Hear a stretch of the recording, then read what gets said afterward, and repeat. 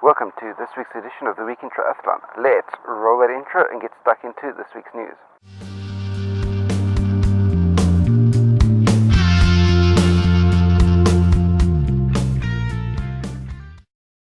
Like and subscribe for more. Top of the news this week is that Mola and Duffy and Mola have done their back-to-back 2 years in a row ITU World Triathlon Series world titles.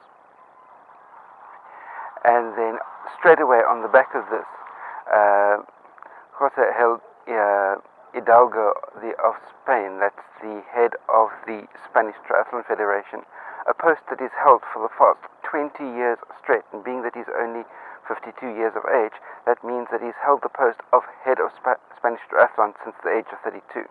He went on a bit of a rant, saying that it is completely unfair that the Spanish main media outlets are not giving sufficient credence to the fact that the Spanish men have absolutely dominated Olympic distance triathlon racing for the last 7 years, and going so far as to say that with Spain picking up first and second places in the World Triathlon Series this year, that it is absolutely ludicrous that Spanish mainstream media is not covering this in any greater detail.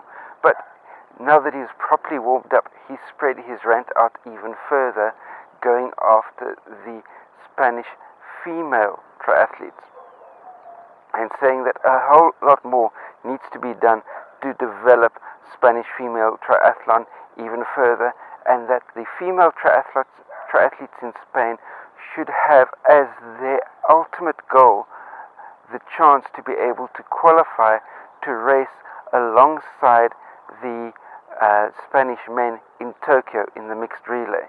He made absolutely no reference whatsoever about Spanish women competing in their own right in the Olympic distance triathlon. The only thing that he had any reference to whatsoever was that the Spanish women triathletes should be aspiring to the role of support to the Spanish men in the mixed relay, which to my mind smacks of complete and utter sexism and has got no place in the sport whatsoever.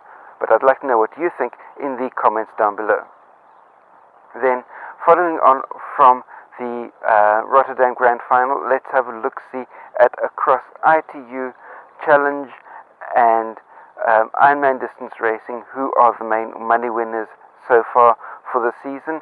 And you have Mola and Duffy is on $215,500 from 8 races raced this season, and Mola's earned slightly more than that, $216,700, but that's from 10 races run. And as we know, Mola and Duffy has still got things like the Xterra World Championships coming up, so it's entirely possible that she can easily surpass Mola. But then again, both of them will be in action this coming weekend at the Super League on Jersey Island, but we'll get more to that in just a moment. But an interesting thing to note is that in pro triathlon, in the pro sport of triathlon, where there are approximately 1,500 pro men and 1,500 pro women competing, that earning $18,000 in 9 months in prize money is enough to put you inside the top 50 as far as prize money earners.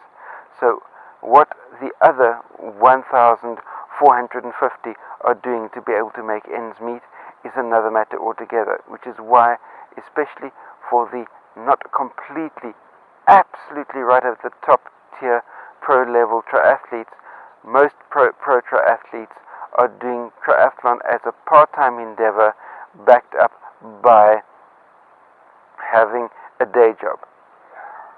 It's simply the only way that the triathletes will be able to make ends meet.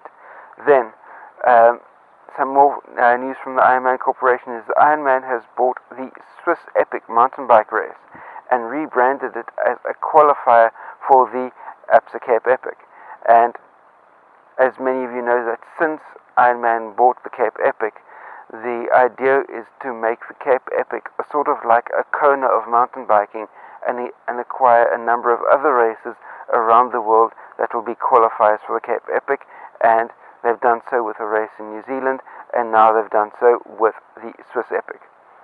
Then, heading on to the look ahead to the 2018 Ironman 70.3 World Championship venue, which is still in doubt. I reported on this last week, but it's still in doubt because there are now two branches of government in South Africa that can't decide who must pay for a 25-mile stretch of road that needs to be completely rebuilt.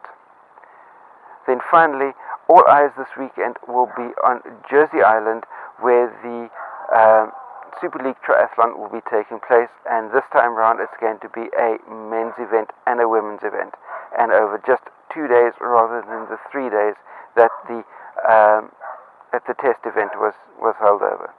That brings me to the end of this week's edition of the Week in Triathlon. Be sure to like this video, share it amongst your friends, post any comments, questions, criticisms you have in the comment section down below. If you're new to my channel, hit the subscribe button that's down there, and last but by no means least, until the two of us meet again, stay carved up for the win. I'll see you next time. Cheers.